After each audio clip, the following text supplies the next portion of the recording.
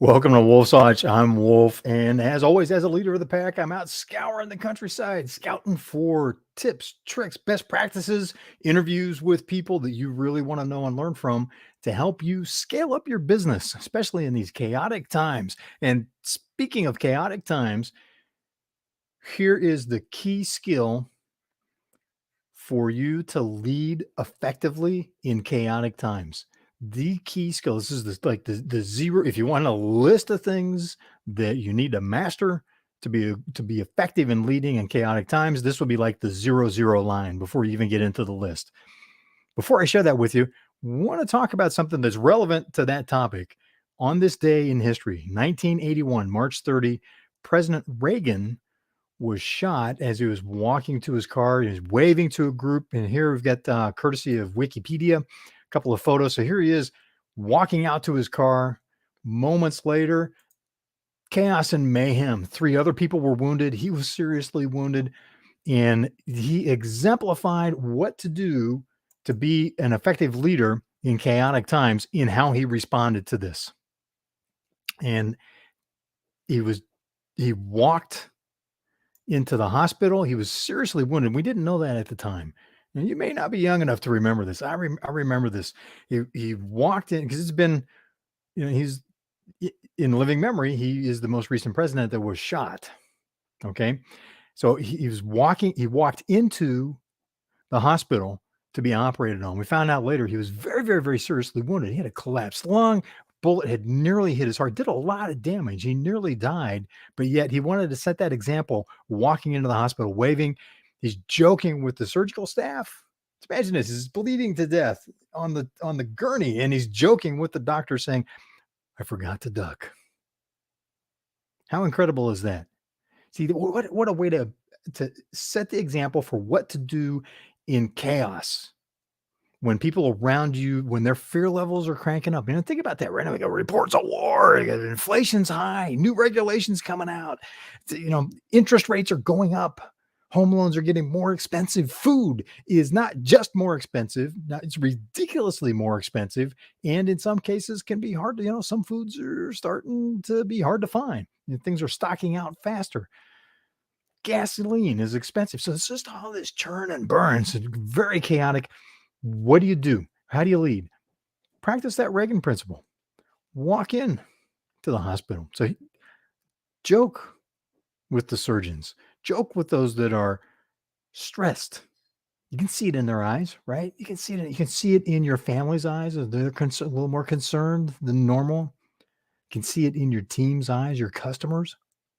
What do you do? Here's the key skill. The most important thing for you as a leader in chaotic times like this. You ready for this? Get something to write with. This is a writer downer that I'm about to drop on you. The one thing, listen carefully, the one thing that you need to do to be an effective leader in chaotic times, this is where it all starts. If you don't do this, the rest of what you do is just not going to work. Here's the one thing that you need to do. Do not panic. Now, you may be saying, really, all that build up to that? Yes, really, all that build up to that. Do not panic. Why? Because those that panic get eaten first. You go out on the Serengeti, right? You hear the story is a leader. You've likely heard this many times in different forms. A story about, when the sun comes up, the lion knows that it needs to hunt to eat this, to feed its pride. The antelope knows that it needs to run fast and outrun the lion in order to survive through the day and take care of its tribe. So decide whether to be the lion or the gazelle. Well, here's the thing. If either the lion or the gazelle panics, they're either going hungry or getting eaten. Right? The gazelle's got to focus on running fast and outrunning the slowest gazelle. Unfortunately, in business, as a leader, what you need to do is not panic. Think about the example that Ronald Reagan said. What would have happened culturally to the country that day if the headline had been that he was being helped in, couldn't walk, he helped, carried, he's crying, he's just, it hurts so bad, to have that image on video of him going into the hospital, as opposed to he's walking slow, he's turning, he's waving, he's cracking jokes. I forgot to duck. It set a tone of stability. There was great concern, yet yet there was stability. People were going, "Okay, he's on it. He's calm. He's cool, collect. He's making jokes. Ah, laughed a little bit at the joke, you know. Oh, I forgot the duck. Took the tension out of it. So everybody's like, "Whew, okay, we can focus on what we need to do now because the leader is setting the example." And in that case, Ronald Reagan set a great example in a very dire circumstance. In a very dire circumstance, you may know that today's Wednesday and you're not sure how you're going to make payroll on Friday, right? You're a business owner. You may very well have been there. Right? I know entrepreneurs that are very, very successful. They can tell stories about, yeah, you know what? On Monday, I'm making the decision. I got to hawk my engagement ring in order to make payroll on Friday. Things like that happen as business owners, as entrepreneurs. You go through that. But it is, if you panic, you're never going to find that solution. And if you panic, the people around you that you need focused on what they're doing so that your business survives, so that they have a shot at doing what needs to be done so you can get the revenue in the door in order to make the payroll that they need to take care of their families. That's not going to happen because if you panic, they're going to panic. As leader, people do a little bit less than what example you set. It's just a reality. May not like it, but guess what? It's just how it works. So the more stable, the less panic you're showing, the more you're keeping it even keeled and fun, cracking the joke here and there, taking some of the tension out of the room, making the journey enjoyable. And I'm not saying ignore the reality. Jim Collins, if you've read Jim Collins, Good to Great, right? If you haven't, order it today and get it on your shelf. It should be a reference book for everybody. I highly recommend the his follow-on monograph to that book, Good to Great in the Social Sectors. It's shorter. And he goes even farther with it. He distills it down even better. Here's one of the principles that he teaches: the Stockdale paradox, right? The Stockdale paradox, because he learned from Admiral Stockdale, whom he had a chance to be mentored by, about how when Admiral Stockdale was a prisoner of war, the thing that kept the people alive, the men that survived when they were prisoners of war with him in Vietnam for years, were the ones that faced the brutal reality and with grim determination said, "We're getting through this, no matter what it takes. We will get through this." And they had that stability. The ones that were all Pollyanna, that were all, oh, it's rainbow and unicorns, and tomorrow it's going to be perfect. It crushed them. It broke their spirit, and they didn't last. Literally, they did not survive the experience. It's having that optimism with facing the brutal facts of what's going on and charging it, and continuing to trudge. Charge isn't even the right word. Continuing to trudge to the goal, trudge to the bright future that you know is there, and you keep leading your team, your family, your community towards that. But if you panic, not going to happen. Not going to be a good day for you or any of the people around you that depend on you. And there's a lot of people that are depending on you as a business leader, right? When you run your business, you are, depending on whose numbers you look at, and much of this comes from federal government as well. Every job supports 4 to 7 other jobs. And this is true in the manufacturing industry. It's as high as 7. If for manufacturing companies, it's as high as 7. Started my career in manufacturing, so that I can speak to even better. As high as 7. So think about that. If you've got a company of 200 people, what's 200 times 7, right? It's a lot of people that are relying on you. That's 1,400 people that are dependent on that business. And really, if you think about it, likely 1,400 families. So it's an even bigger leverage. So that's, it may sound just too simple to be of value.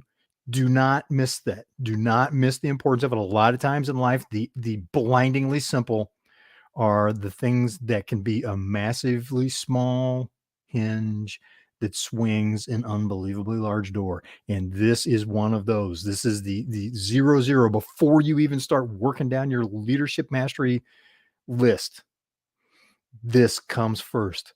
Do not panic. It's chaotic times. It's going to be chaotic. Do not panic. Walk slowly, wave, let people know things are going to be okay. Yeah, there's a lot of challenges, and you know that. That's not what you need to be spreading. You need to be spreading the we're moving ahead. Yes, this is transparently. Yes, this is what's going on that is making for some challenges. However, we're going to get there. And setting that example. If you panic, you can't do that. And everybody else around you is going to be running with their hair on fire. You're not going to be able to course correct what they're doing when it needs to be because they're going to be in panic mode. In panic mode, you just can't communicate to people. Have you ever seen anybody in just a wild, out of control panic? They're just there's no talking to them. There's no being able to redirect them. It creates a spiral of failure. So do not panic. We'll be talking more about what it takes to succeed. Boy, it's making my throat dry, getting me all worked up on that one because it's something that I believe in so much. It's something I've experienced, and I've been, I've panicked at times. Don't ask me how I've learned some of these lessons until we've got time for telling some really long, intense stories. Speaking of which, coming up in April, on April 27th, we're going to be, we're holding a webinar where we're going to be talking about this and more. What do you do to scale up your business during high inflation times? There's a lot of people, most of your team has probably never experienced high inflation. There's just a couple of tweaks that as a leader that you make in terms of focus and setting priorities, and man, you can just knock it out of the park during inflationary times. There's no guarantees, as you know, in business, there's no guarantees. But if you want to have the best chance possible to be one of those business leaders, the people are going, man, how did you do that? When so many other businesses were closing down, how did you scale up? How did you do so well? Then this is what you're going to be learning about on April 27th. For more information on that, send me a note at info@adventureceo.com. That's info@adventureceo.com. We'll let you know more about that. We'll be talking a little bit more about that. Plus the people we're going to be talking to over the next couple of weeks between here and there. It's going to be a lot of information on that topic coming to you because I want to see you succeed, right? This is what it's all about. Wolf Watch is intended to give you stuff that you can use, you can apply right now. And today's is hugely important. And again, if you haven't written this down, write it down again. Leadership imperative number one during chaotic times as a leader, here's what you do. Do not panic. Thanks for being part of Wolf's Watch. Always appreciate having your comments. This is live 21st century television, live and interactive. Doug Wing, thanks for joining us, my friend. So good to see you. Here's someone who sets a great example of do not panic. All right, great leader. We're going to be talking with Doug at length next week. You want to be here for that. And Doug, thank you so much. And thank you for the book. I've been reading Doug's book. If you haven't picked that up yet, it's a new bestseller, Giant Success, which is awesome. Awesome read. There's a lot of great tips in there. And we will be talking with you. Robin, how are you, Robin? Thanks for joining us. Robin Carter. Now, and see, this is why you want to be part of this community. You want to be in the interaction because people like Robin, people like the great leaders that set the example and bring to the table what you can model, what you can learn from, what you can apply in your business to succeed as well. Thanks, Doug. Thanks, Robin, for being part of the conversation. Greatly appreciated. And again, the key here, the one thing you got to do, the one imperative for you as a leader that will make or break your effectiveness during chaotic times, do not panic. Rocking and share. Thank you so much, Robin. Appreciate the share. You're a rock star. We got to get moving on. Thank you so much for being part of Wolf's Watch. I'm Wolf. I will see you on the trail.